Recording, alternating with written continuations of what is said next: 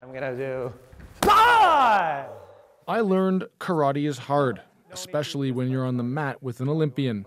The whole of my life was with karate, as long as I remember. Hamoun Darafshapur was a world champion in Iran before fleeing to Canada in 2019. Not yet a Canadian citizen, he competed at the Summer Olympics in Tokyo, finishing 5th, fighting as a man without a country as part of the International Olympic Committee's refugee team.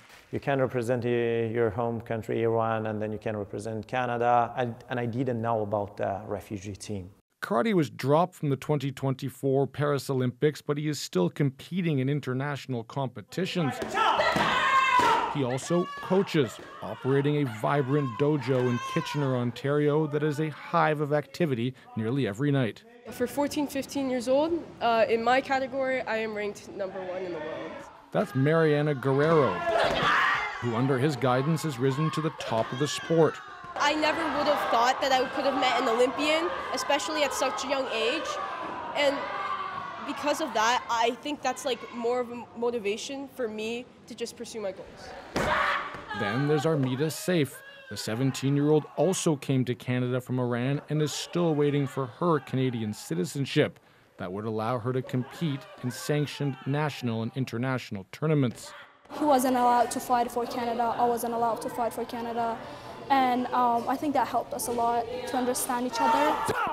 Unlike the Olympics, there is no refugee team for those under the age of 18. She's been told to stay home from the upcoming Canadian Nationals in Montreal.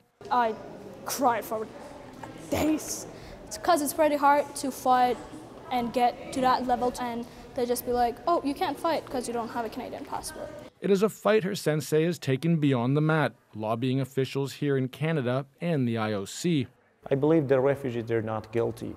You know, they should participate like the other people. At the end of this hour-long class, sweat drips. There are smiles and high fives. Darafshapur is always fighting, pushing himself and his students to be the best they can be. Great job, everyone. No matter what stands in their way. Jamie Strachan, CBC News, Kitchener, Ontario.